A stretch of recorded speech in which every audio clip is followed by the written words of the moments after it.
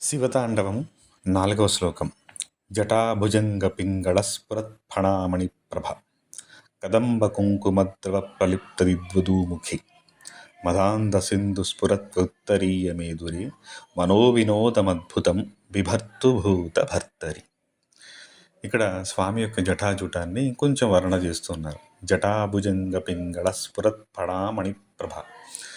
స్వామి యొక్క జటాజూటం జారిపోకుండా ఉండడానికి పాములతో కట్టేశాడట. పాముతో తాడులాగా కట్టేసుకున్నాడు. ఆ ఫణి ఫణి అంటే సర్పము, భుజంగం ఉన్న సర్పం ఫణి. ఆ ఫణి పైన ఉన్న మణి మెరుస్తూ ఉందట.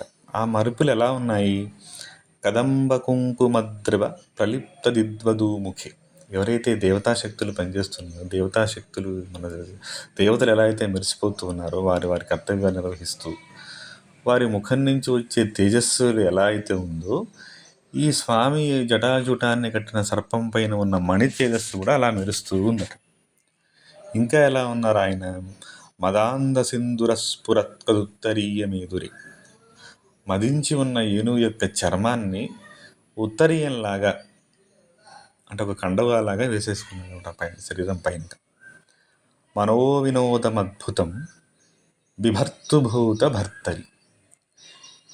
నాకు ఈ మనస్సు ఆయనతో సంతోషంగా రమించాలి. అలా ఏదో భూత భర్తరి అన్ని భూతాలకు అయితే వాటి కర్మానుసారం ఫలితాలు ఇస్తున్నాడు ఆ తండ్రి, ఏదైతే దివ్య చైతన్య శక్తి ఉందో వాటిపైన ఆ శక్తి చైతన్యంతో నా మనస్సు రమించాలి, మనసు దాని యందు నిలిచి ఉండాలి అని అడుగుతున్నాడు.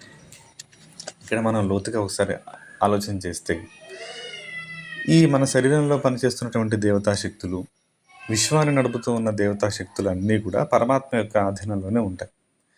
ఈ దేవత యొక్క శక్తులకి చైతన్యాన్ని, శక్తిని, వాటి కర్తవ్యాన్ని, ఏ శక్తి ఎలా పనిచేయాలని నిర్దేశించేది పరమాత్మ. వాటి యొక్క ప్రకాశం పరమాత్మదే. అంటే స్వామి యొక్క జటాజూటంలో ఉన్నటువంటి సర్పాలు ఏంటంటే సర్పాలు యోగానికి, కుండలిని శక్తికి సంకేతం. అవి ఆ ఉచ్చస్థితిలో ఉన్నప్పుడు వాటి యొక్క జ్ఞానం యొక్క వెలుగులుగా మనం ఈ యొక్క మెరుపును గ్రహించాలి. దేవతలు ఎలా అయితే, ఈ దేవతలకు ఉన్నటువంటి జ్ఞానం, వాళ్ళ జ్ఞానము, వాళ్ళ శక్తి సామర్థ్యాలు ఇవన్నీ పరమాత్మవే కదా. పరమాత్మ అందిస్తున్న పరమాత్మ వాటిని ఏ దేవతలు ఎక్కడ పనిచేయాలి, ఎలా ఉండాలి, ఈ సృష్టి నిర్మాణం ఎలా జరగాలి, సృష్టిని నడిపించడానికి వాళ్ళు ఆయా దేవతా శక్తుల ద్వారా ప్రకటితం అవుతూ ఉంటాడు. వాళ్ళలో పనిచేస్తున్న శక్తి పరమాత్మది. ఏదైతే ఉందో, ఏవైతే దేవతాశక్తులు అంటే వాళ్ళ యొక్క జ్ఞానము పరమాత్మదే అని చెప్పడం. అలాగే స్వామి జటాజూటాన్ని సర్పంతో తాడుతో కట్టుకోవడం అంటే ఏమిటంటే, ఈ మొత్తం యొక్క యోగ కుండలిని శక్తిగా ఈ సాధకుడు ముందుకెళ్ళి పూర్తిగా జయించి ఆ తర్వాత పైన ఆ కుండలిని సర్పాల పైన ఉన్నటువంటి మణులు ఆ జ్ఞానంతో ప్రకాశించడం అన్నట్టుగా అర్థంగా తీసుకోవాలి. మదాంధ సింధు స్ఫురత్కదుత్తరీయమేదురి. ఈ మదమెక్కిన గజాసురుడు, ఈ గజాసురుడి కథ ఇక్కడ మనం గుర్తు తెచ్చుకోవాలి. గజాసురుడు ఏం చేశాడు? స్వామిని పొట్టలో దాచుకోవాలని వరం తీసుకున్నాడు. ఆయన అడగకూడని కోరికే అడిగాడు. కానీ పరమేశ్వరుడు మొత్తం పూర్తిగా వాడికే ఉంటాడు. పరమేశ్వరుడు అందరికీ ఇస్తుంది, జగత్తు మొత్తానికి ఈశ్వరుడు కదా. మొత్తం ఆ ఈశ్వర చైతన్యాన్ని శక్తి నాకే ఒక్కడికే సొంతంగా అనుకోవడం స్వార్థం అవుతుంది కదా. సరే, ఈ మహావిష్ణువు, ఈ నందీశ్వరుడు వెళ్ళి గంగరెద్దుల వాళ్ళ వేషంలో వెళ్ళి స్వామిని బట్టి తీసుకొస్తారు. అది కథ తెలిసిన కథే మనకి. అప్పుడు గజాసురుడు చనిపోతూ ఈ చర్మాన్ని ధరించు స్వామి అంటాడు. ఆ చర్మాన్ని గజ చర్మాంబరధారిగా స్వామి ఇచ్చి ఆయన యొక్క శిరస్సు లోకప్రసిద్ధమై పూజనీయమవుతుందని చెప్పేసి మన గణేష వృత్తాంతంలో మనకు తెలుసుకుంటాం.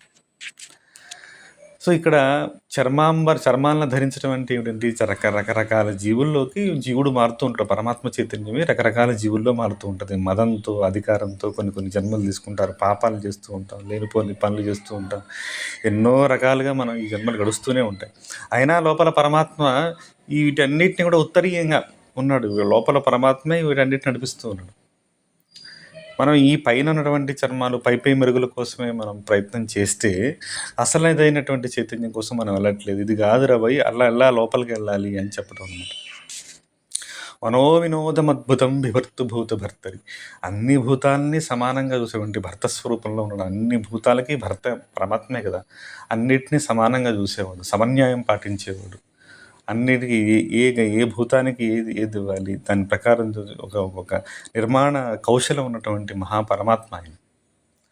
అది అంతటి చైతన్యం స్వరూపం వైపుకి మనం మారాలి. మనం పై మెరుగుల కోసం మనం ఉండకూడదు. లోపల దివ్య చైతన్యం వైపు మనకు ఉండాలి అని చెప్పేసి, ఆ దివ్య చైతన్యంతో మన మనస్సు దాంతో కలిసి ఉండాలి అని చెప్పేసి ఈ శ్లోకం మనకు చెప్తుంది.